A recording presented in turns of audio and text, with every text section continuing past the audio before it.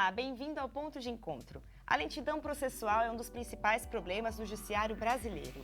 Porém, alguns casos simples e de menos complexidade podem ser resolvidos sem a necessidade do judiciário, por meio da mediação, conciliação ou arbitragem. No programa de hoje, vamos explicar como funcionam esses meios de resolução de conflitos. Primeiro, vamos entender o que são esses instrumentos. A mediação visa recuperar a comunicação de forma respeitosa entre as partes envolvidas em um conflito.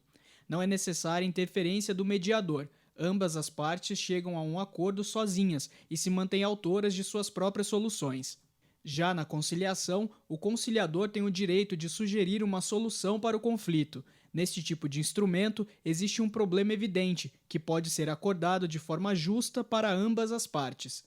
Há também estabelecida a forma que este acordo deverá ser cumprido. A arbitragem surge no momento em que as partes não resolveram de modo amigável a questão. Cabe a um terceiro, no caso o árbitro, a decisão da sentença arbitrária, que não admite recursos. E para falar do assunto, está aqui comigo o professor Luiz Guilherme Maziero, da Faculdade de Direito da PUC Campinas, e o Dr. Venilton Cavalcante Marreira, juiz coordenador do Sejusc Campinas. Muito obrigada pela participação de vocês. Dr. Venilton, eu queria que o senhor começasse explicando como está o atual cenário do judiciário, por que ele está tão sobrecarregado? Bom, de início, um bom dia, Rafaela, um bom dia aos ouvintes. É uma satisfação estarmos aqui para trazermos algumas informações sobre esse tema da conciliação, da mediação e da arbitragem. De fato, nos últimos anos, o judiciário está bastante assoberbado, está bastante acumulado de processos. Isso decorre, a nossa sensação, por um melhor esclarecimento da população que tem procurado efetivamente exercer melhor os seus direitos e também porque nós temos hoje um ordenamento jurídico adequado na defesa dos direitos. Então, o cidadão melhor esclarecido e com mais instrumentos jurídicos, ele de fato tem procurado mais o judiciário. Professor, a gente viu rapidamente no início do programa o que são aí a mediação, a conciliação e a arbitragem. O senhor pode explicar como que funcionam esses meios? Bom dia, Rafaela. Quando se fala em conciliação, mediação e arbitragem, nós nos deparamos com formas de solução de conflito. E o Poder Judiciário, dentro da estrutura do nosso próprio direito processual, ele é o responsável pela solução do conflito. Quando a gente fala na solução de conflito, inicialmente, inclusive nas aulas, nós trabalhamos muito essa questão, temos duas formas principais de solução de conflito, que é o que a gente chama de heterocomposição e autocomposição. Dentro da heterocomposição, existem os sujeitos envolvidos em conflitos e quem resolve o problema é sempre um terceiro. Na autocomposição, na realidade, o que se busca é uma forma em que as próprias partes cheguem a uma solução. É óbvio que, em se tratando de um conflito, as pretensões das partes elas serão satisfeitas de modo que cada um acaba abrindo mão de parte do interesse que tem. Dentro da heterocomposição, nós temos a atuação clássica do Poder Judiciário, que é aquela atuação em que o autor e o réu, os sujeitos apresentam o problema e o juiz de direito ele apresenta a solução que ele entende dentro do ordenamento jurídico como sendo a melhor para aquele caso. Ainda dentro da heterocomposição, nós temos a arbitragem, que é uma forma alternativa de solução de conflito, mas ainda é heterocomposição. Por quê? Porque as partes apresentam o problema para que um terceiro apresente a solução. Só que esse terceiro, no caso da arbitragem, não é um juiz de direito, é um sujeito privado, é um árbitro contratado. Normalmente é um árbitro que tenha conhecimento dentro de uma matéria específica, então um engenheiro, um agrônomo, pessoas que têm conhecimento em relação à matéria que está sendo tratada, mas que darão uma solução própria. É o que a gente costuma chamar de justiça privada. Então esse sujeito ele cobra um honorário para essa atuação e as partes escolhem e preferem por ele. Dentro da autocomposição nós temos a mediação e a conciliação, que são formas que na realidade não buscam uma solução dada por um terceiro. Elas buscam a interlocução entre as partes, ou seja, eu tenho a figura do conciliador e do mediador, mas eles na realidade buscam uma reaproximação entre as partes para que as próprias partes cheguem à solução, sem essa solução dada de fora para dentro. Dr. Venilton, o senhor comentou que esses meios, eles ajudam a acelerar aí a resolução dos conflitos no judiciário, Quais outras vantagens podem ser destacadas também? De fato, esses métodos, eles, existindo o processo, eles propiciarão uma solução antecipada, eles acelerarão. Agora, como outras vantagens nós podemos apresentar, seria a adesão dos envolvidos à solução a participação dos envolvidos na solução, o que vai contribuir no cumprimento do que restou estabelecido, no cumprimento do que restou pactuado. Existe um conflito, existem pretensões das duas partes. A partir do momento que nós usamos esses métodos, ou que as partes usam esse método, e ele chega a um bom resultado, com certeza os envolvidos terão mais adesão à solução, terão mais interesse em cumprir o que ficou decidido. Professor, no caso de não haver um acordo, né, entre as partes, como é que fica o processo? Quando as partes não chegam a uma solução espontaneamente, no caso da arbitragem, o árbitro ele profere uma decisão arbitral. E essa decisão, embora ela não seja judicial num primeiro momento, ela será executada junto ao Poder Judiciário, haja vista que ela vai surtir os mesmos efeitos de uma sentença judicial.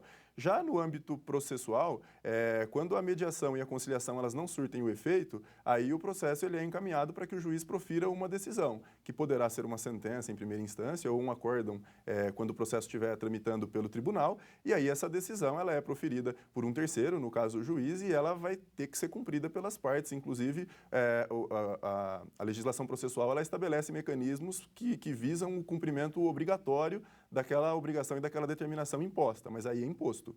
E com relação, quando não chega nesse acordo, mas aí as partes chegaram num acordo, há algum tipo de fiscalização após esse processo? Vocês podem explicar? Na realidade, existe essa fiscalização e quando o acordo ele é tomado tanto judicial quanto extrajudicial, ele passa pela homologação do Poder Judiciário. Então, na realidade, o que acontece é que quando uma das partes descumpre o que foi estabelecido, a parte que tem o interesse no cumprimento, ela comunica esse descumprimento e aí inicia a fase de execução ou a fase de cumprimento da decisão. E aí temos dispositivos que forçam o cumprimento. A penhora é um exemplo, a determinação de determinadas ordens judiciais e a pessoa ela responde pelo descumprimento. Então, o dispositivo processual ele oferece várias ferramentas que visam o cumprimento obrigatório, inclusive do acordo, quando celebrado e não cumprido pela parte. Eu acho que é importante pontuar, né, que essa fiscalização, entre aspas, ela se dá pelo próprio interessado. O credor de uma situação, ele tem o direito de obter aquele crédito, de obter um crédito em relação à obrigação de fazer, por exemplo. Então, ele é quem fiscalizará. Se isso não ocorrer espontaneamente, voluntariamente, a partir de um cumprimento espontâneo por conta do acordo feito, ele terá condições de procurar o judiciário e, efetivamente, por meios processuais, reivindicar esse cumprimento. No caso, né, Dr. Vinilton, do processo já estar em andamento, a pessoa ela tem a opção, às vezes, de partir para a mediação, conciliação ou a arbitragem no meio do processo para resolver o conflito? Sim, a mediação e a conciliação, especialmente, elas podem ser usadas no formato pré-processual. Ou seja, antes de se estabelecer o conflito, antes de se distribuir uma ação, as partes, os interessados, podem procurar a estrutura do SEJUSC para realizar uma sessão pré-processual. E nesse formato, nós ainda não temos o processo. Mas em relação à sua pergunta especificamente dita, quer dizer, em já se tendo um processo, sim, é possível, no meio de um processo, suspender o processo ou apenas requerer ao juiz que dirige o processo uma audiência de conciliação ou de mediação. O judiciário, em regra, acolhe esse pedido e estabelece essa fase. O processo fica suspenso para a realização desse ato, que se chegando a um acordo, essa solução será homologada pelo judiciário e passa a valer como um título para as partes. Doutor, aproveitando que o senhor comentou do SEJUSC, eu queria que o senhor explicasse para quem está em casa como que funciona, né, o SEJUSC. O SEJUSC, o nome quer dizer Centro Judiciário de Solução de Conflitos e Cidadania. Esse setor, esse serviço foi implantado por decisão do Conselho Nacional de Justiça a partir de 2010. Ele se destina a prestar um serviço à população basicamente centrado nesses métodos adequados de solução de conflito, a conciliação e a mediação.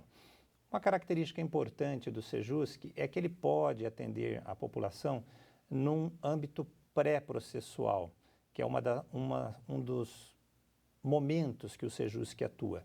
Isso é muito importante porque, em muitos casos, é necessário se estabelecer um regulamento, se estabelecer um formato, mas não é imprescindível o processo judicial propriamente dito. Ou seja, há boas chances dos próprios interessados construírem com a atuação do conciliador ou do mediador, uma solução.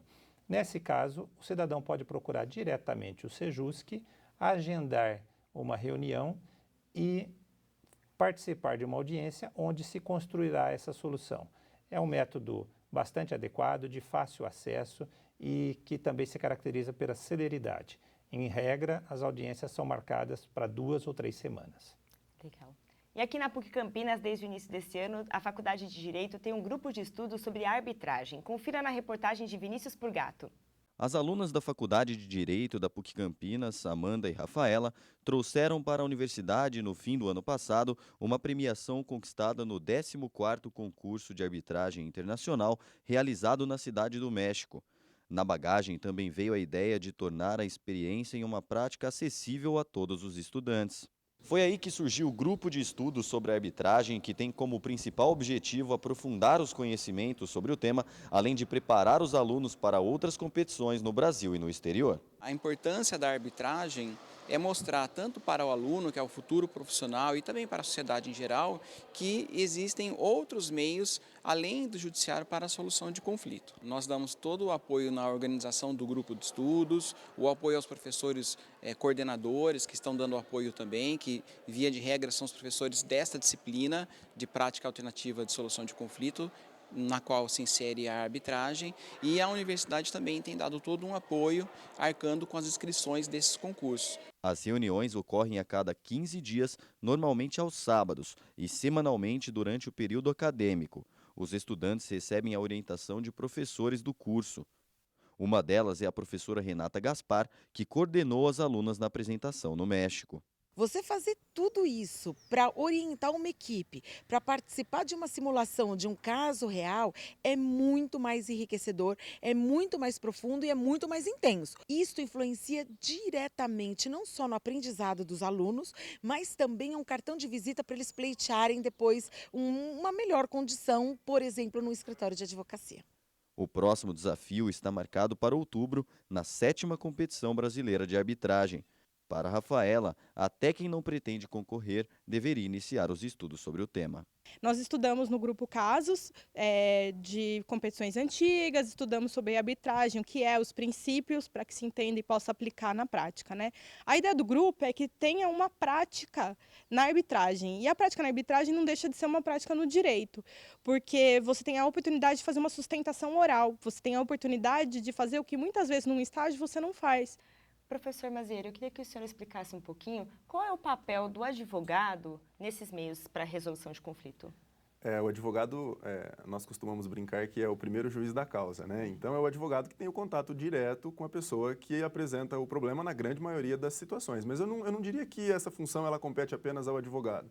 Todos os profissionais que lidam com o direito, direto ou indiretamente, são as pessoas que acabam sendo procuradas pelo sujeito que está com o problema para ser resolvido, e a todos os profissionais do direito incumbe a função de direcionar a situação concreta para a melhor solução dentre aquelas ferramentas que o direito sugere para nós. Então, na realidade, a figura do advogado ela é muito importante porque, via de regra, é o advogado que acaba tendo esse primeiro contato. Dentro dos processos, sem dúvida, o próprio juiz ele acaba direcionando a forma adequada de solução de conflito. No caso da arbitragem, por exemplo, que ela acaba acontecendo fora da relação processual, o advogado ele tem uma figura muito importante na consultoria, na elaboração, na própria escolha da forma adequada à solução do conflito. Mas a gente também não pode esquecer que as faculdades de direito de maneira geral, e aí a figura do professor ela é indispensável, a faculdade ela é a responsável pela formação, a faculdade de hoje ela é responsável pela formação do profissional de amanhã. E, historicamente, as faculdades de direito elas sempre buscaram a formação de profissionais litigantes, ou seja, alunos que sempre foram treinados para o duelo, para o processo, para a briga. Essa mudança que passa pelo novo Código de Processo Civil, ela tem sido sentida no espaço universitário há algum tempo, inclusive em decorrência das regulamentações do Ministério da Educação, que tem imposto e exigido o trabalho de novas disciplinas que despertem nos alunos não apenas aquele sentimento pelo conflito por si, e ao contrário disso, ela busca fomentar nos alunos a solução do conflito, ainda que não seja pela forma do litígio, do conflito, da briga. E no caso da PUC, isso se demonstra em disciplinas que acontecem dentro de sala de aula e também em projetos que acontecem fora da sala de aula, seja através do estudo da arbitragem, seja por meio de audiências de conciliação do juizado especial, que a faculdade já tem o convênio, o próprio Sejusc, que a faculdade busca o convênio e que temos a certeza de que vai sair em breve. Então, na realidade, essa mudança de mentalidade parece lugar comum, mas como outras questões dentro do nosso país, ela passa no primeiro momento, sim, pela educação. Mas eu diria para você que todos os profissionais que trabalham com direito têm essa incumbência aí. E como que a pessoa pode saber qual instrumento é o melhor para a resolução do caso dela? Aí eu vejo que pela via da orientação, ela deveria ser orientada pelo profissional do direito, que normalmente acaba sendo um advogado, mas não somente ele, para que busque o meio adequado à solução do conflito, não pensando só na questão da celeridade. Isso é importante dizer. Celeridade, ela é sem dúvida uma preocupação muito grande, a rapidez na solução do conflito. Mas algumas situações, na realidade, não é só a rapidez que está em tela, é a própria solução de um problema. Porque para muitas pessoas, aquele processo judicial ela acaba significando uma série de problemas, inclusive pessoais. Acaba desenvolvendo problemas psicológicos. Então, essas várias formas de solução de conflito, elas são importantes, não só pela celeridade, não só para desafogar o Poder Judiciário, mas também para prestar um serviço para a própria coletividade. Legal. Dr. Venilton, com relação ao novo Código de Processo Civil, existe uma orientação para que os juízes optem por esses recursos de resolução de conflito, né? Como que funciona isso? De fato, o novo Código de Processo Civil estabeleceu como uma coluna, como princípio, como uma coluna básica de todo o sistema, os métodos alternativos de solução de conflitos, mencionando especificamente a conciliação. Ou seja, os profissionais de direito, de uma forma geral, devem procurar o entendimento, procurar a composição, paralelamente a outras ferramentas que busquem para a solução do conflito. Então, isso é uma mensagem do legislador, uma mensagem do Congresso Nacional, uma mensagem de toda a sociedade no sentido de promover uma mudança de pensamento, que efetivamente no passado ela era muito mais litigiosa e nós devemos migrar para um caminho de menos litigiosidade, de mais diálogo, de mais composição. Então, o ordenamento jurídico, o novo Código de Processo Civil, traz essa mensagem. Como nós devemos lidar com isso? Bom, como o professor Luiz Mazieiro falou, todos os profissionais devem, no seu âmbito de atuação, procurar exercer, procurar estimular essa ferramenta. Acho que os advogados, nos seus escritórios de advocacia, na sua orientação, procurarem, na medida do possível, estabelecer reuniões preliminares, no sentido de solucionar esses conflitos. Se for possível, já estabelecer um acordo que possa ser submetido, se acharem necessário, ao judiciário para homologação, encaminhar nesse sentido. Se não, eventualmente reduzirem o tamanho desse conflito. Se não conseguirem, podem se valer do Sejusc, do Centro Judiciário de Métodos Adequados de Solução de Conflitos, apresentando lá a questão, mesmo no âmbito pré-processual é possível. Se não conseguirem nesse âmbito pré-processual, ao ingressar com o processo, aí sim vem a atuação mais preponderante do próprio judiciário. Caberá ao judiciário, desde logo nos processos que envolvam direitos disponíveis, ou seja, aqueles direitos em relação aos quais é possível fazer o acordo, caberá ao judiciário, desde logo, no nascedouro, no nascimento da lide, do processo, marcar uma audiência de conciliação ou de mediação, onde, de início, ainda que antes que o conflito aumente, se procure uma solução através do acordo, através da composição. Então, a atuação do judiciário, basicamente, é essa de estimular desde o início, sem prejuízo, é claro, de num outro momento processual que nós usamos efetivamente e com bons resultados, ainda num outro momento processual, ainda já no meio da lide, podemos dizer assim, nós retomarmos com as partes a fase de conciliação, a fase de mediação. E muitas vezes isso se mostra bastante útil e é possível solucionar o conflito dessa forma. O judiciário precisa passar por alguma mudança para acatar essas exigências do novo Código de Processo Civil? Eu acredito que sim. Eu acho que há mudanças na parte dos profissionais que devem ser pensadas, que devem ser implementadas, e há necessariamente mudanças estruturais. Em termos dos profissionais, eles precisam estar mais sensíveis a esse formato de solução dos conflitos. É verdade que muitas vezes, e aí é todo um contexto, quer dizer, o contexto das partes, o contexto dos advogados, o contexto de todos os profissionais de direito, os números estatisticamente, vez ou outra, eles não são tão estimuladores. Eles podem, para um profissional ou para outro, parecer que não são, assim, uma fonte muito adequada a se procurar. Mas não, pelo contrário, quer dizer, cada processo, cada conflito que você estabelecer, resolver através do acordo, através da composição, ele normalmente é um caso que ele restou totalmente superado. Você não teremos novas fases de execução, de cumprimento daquelas obrigações, porque as partes dialogaram, conversaram, chegaram no entendimento. Então, nós reconhecemos uma maior adesão de todos os envolvidos no cumprimento. A pessoa quer cumprir por quê? Porque ela participou da construção daquela solução. Então, me parece, os profissionais precisam estar mais sensíveis a essa situação, inclusive dentro do judiciário, e há mudanças estruturais necessárias, sim. Quer dizer, a comunidade, de uma forma ou de outra, precisa ter mais ambientes para a conciliação, mais ambientes para a composição. Esses ambientes são os sejusques, né, propriamente dito. Nós temos condição de estabelecer um sejusque junto ao Poder Judiciário, na estrutura do Judiciário, e temos condição de estabelecer sejusques na comunidades, através de convênio com as prefeituras municipais, através de convênios com as faculdades de direito e através de convênios até com outras sociedades civis. Existem convênios, por exemplo, com a indústria, existem convênios com o comércio, existem as estruturas próprias do judiciário e existem muitos convênios com as faculdades de direito, em todo o estado, em muitas cidades. Então, assim, há necessidade, sim, de uma implementação estrutural também. Legal. Professor Manziero, só apenas para a gente finalizar, o senhor comentou que não é só a questão de desafogar o judiciário, né? Mas esses meios também vêm, então, como uma alternativa aí para atender melhor a população, podemos dizer assim. Sim, sem dúvida. Essas formas de solução formas alternativas de solução do conflito, na realidade, o que elas buscam, como o Dr. Venilton bem colocou, é a solução efetiva do problema.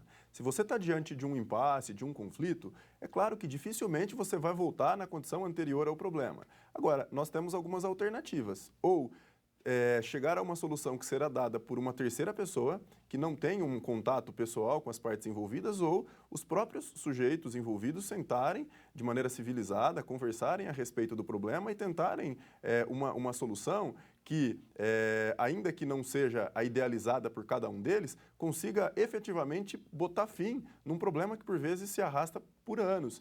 E aí, só em complemento ao que o Dr. Venilton colocou, essa tendência do Poder Judiciário da busca pela solução alternativa, por formas alternativas de solução de conflito, ela vem, além da Justiça Estadual, além do Código de Processo Civil, é uma tendência que também acontece há alguns anos na Justiça do Trabalho, por exemplo. A Justiça do Trabalho, a própria consolidação das leis do trabalho, super antiga, da década de 40, ela já coloca a conciliação como um dos princípios básicos do processo do trabalho, de modo que lá as audiências de conciliação elas já são rotineiras há algum tempo, tanto no início do processo, como também na fase da execução, quando toda a discussão, num primeiro momento, ela já tinha sido encerrada na própria fase, na fase de pagamento, propriamente dito, eles marcam audiências de conciliação para tentar botar um ponto final na controvérsia e, além de desafogar o Poder Judiciário, eu diria que essa redução de trabalho para o Poder Judiciário, ela é um dos benefícios, ela é reflexo, mas ela não pode ser tida como a única finalidade de busca, porque se a gente busca isso como uma finalidade maior do que as outras,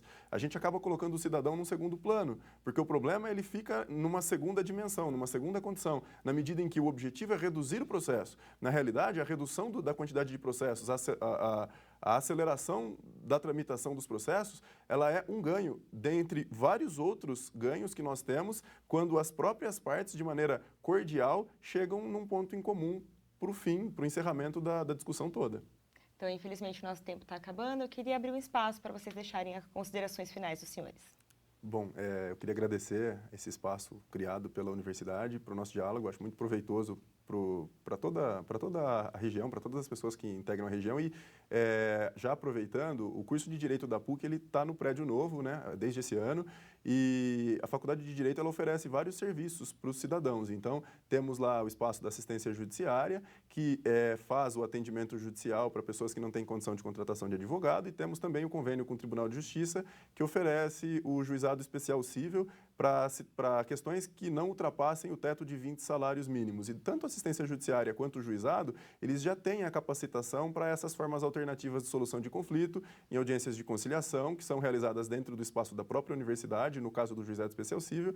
Então, assim, é importante que todos saibam desse serviço e usem. Legal. Dr. Venilton? Nós gostaríamos de colocar que aqui na comarca de Campinas nós temos o Sejusc, o Centro Judiciário de Solução de Conflitos e Cidadania, atuando efetivamente com uma boa estrutura, com condições de atender a população, de forma que todo cidadão campineiro, todo residente em Campinas que tenha um conflito pode procurar o Sejusc no horário das 9 às 17 horas na cidade judiciária e ali trazer o seu problema, a sua questão, que nós marcaremos uma audiência, uma sessão para, em regra, no prazo de 30 dias, e assim estabelecermos uma oportunidade para a solução daquele problema. Legal, agradeço muito a participação de vocês. Obrigado. E o Ponto de Encontro termina aqui. Você pode acompanhar as produções da TV PUC pelo nosso canal no YouTube e pela nossa página no Facebook. Tenha uma excelente semana. Tchau, tchau.